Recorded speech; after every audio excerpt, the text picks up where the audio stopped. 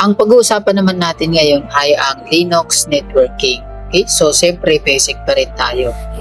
So, titingnan natin yung IP address, interface, default gateway, at yung connectivity. Okay? So, yun lang muna ang ating titingnan. Okay, una, ano ang network interface? Ang network interface ay madaling salita. Yan yung Wi-Fi o di kaya kable, Ethernet ba? Yung tinutusok sa laptop mo o PC o di kaya ay virtual interface. Okay? So, gets nyo ba?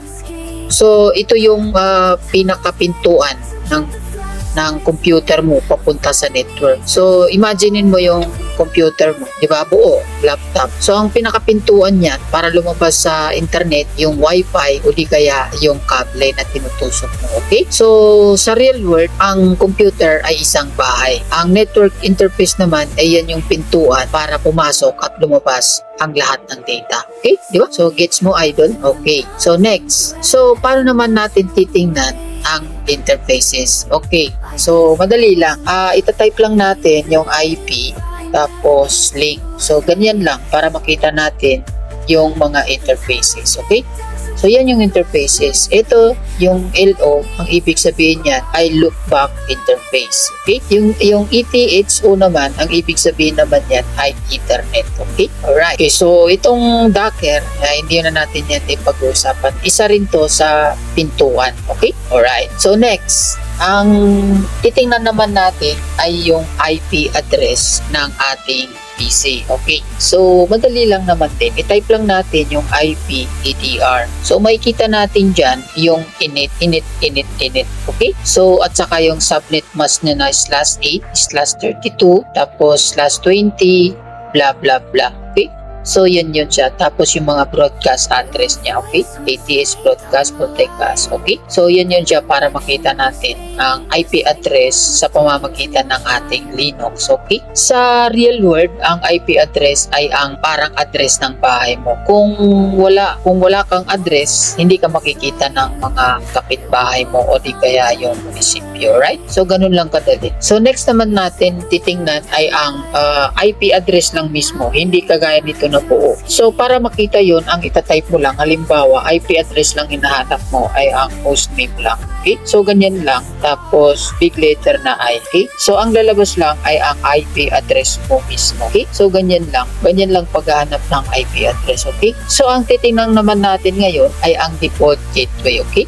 So, paano naman natin titingnan ang default gateway sa ating Kali Linux? So, madali lang naman din. IP, space, then route. Okay? So, makikita natin yung default via 172. Okay? So, ito yung daanan palabas ng ating local network patungo sa ibang network or internet. So, dito siya dumadaan muna sa IP address na yan. Okay? So, ganun lang yun. Okay. So, kung ang bahay ninyo ay nasa subdivision, halimbawa, ang default gateway nyo o yung gate ay ang pangunahing gate palabas ng subdivision. Okay? So, nagets ba, idol? So, halimbawa, marami kayo sa subdivision. So, isa lang ang gate nun. Lahat kayo dun dumadaan. So, yun yung tinatawag na default gateway. Lahat kayo dun dumadaan. Okay? So, next, subukan natin ngayon mag-test. So, ping natin yung 127.0.0.1. Okay? So, ganyan lang. Okay. So, parang sobra, ika-cancel ko na lang. Kasi pagka ganito lang, ping kagaya sa Windows, tuloy-tuloy yun siya. So, para utusan natin si Linux na isa lang ang apat lang kanyang ipapakita is ganito naman ang kanyang command. Ping 127.0.0.1 then space dash then C then 4 para apat lang ang kanyang ipapakita. Okay? So, ganyan lang. Apat lang talaga ang kanyang papakita. So, ano naman ang ibig sabihin nito? So, ibig sabihin, ito yung loopback address natin, yung 127. Okay? So, ibig sabihin yan, sinusubukan nito kung gumagana ang network stack ng sarili nating computer. Okay? So, ganun lang yun. So, pangalawa naman, test naman natin yung 888. So, paano naman mag-test ng 888? So, ganun lang uli. Space C, then 4. Siyempre, lagyan natin. Excited ka. Then, space C, then space, then 4. Okay? So, yun, papakita naman niya yung apat lang. So, ano naman ang ibig sabihin nito? So, ang ibig sabihin naman yan ay sinusubukan natin or sinusubukan niya kung meron tayong connection sa internet gamit ang IP address. Okay? So, yun lang yun. So, pangatlo, subukan naman natin i-ping si Google. So, ping, then google.com, tapos space, then C, then 4.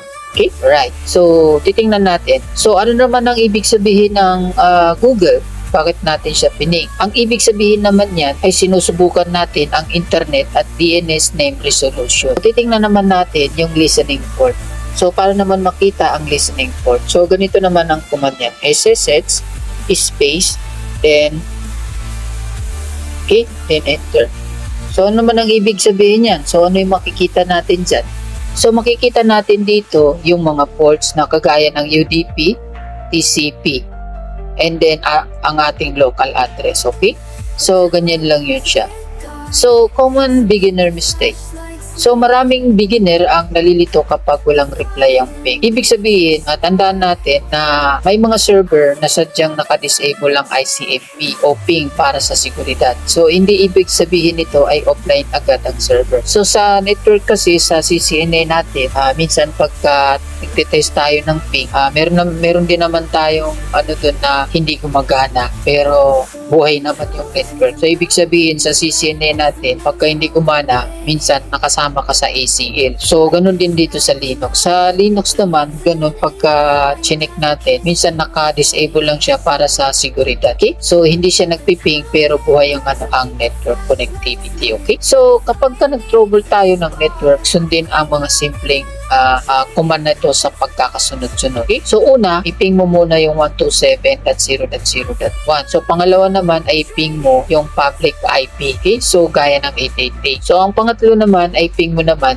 yung domain gaya ng google.com. Okay? Sa ganoong paraan, mas madali natin matukoy kung saan ang problema. Okay? So, ganun lang yung kadali. Okay? So, ano naman ang pagkakaiba ng private at saka public IP address. Okay? So, ang pagkakaiba naman doon, ang private IP ay ginagamit lamang sa loob ng local network. So, halimbawa, yung 192.168.1.1. Okay? Sa public IP naman, ang ginagamit ay upang makipag-ugnayan sa internet. Okay? So, yun yung ibig sabihin, yun yung connection, ang public papunta sa internet. Okay? So, laging magkasamang dalawa na yun. Kung wala kang public, hindi ka makakonect kahit meron kang private. Kung may private ka naman, kung wala ka namang public, hindi ka rin makakalabas.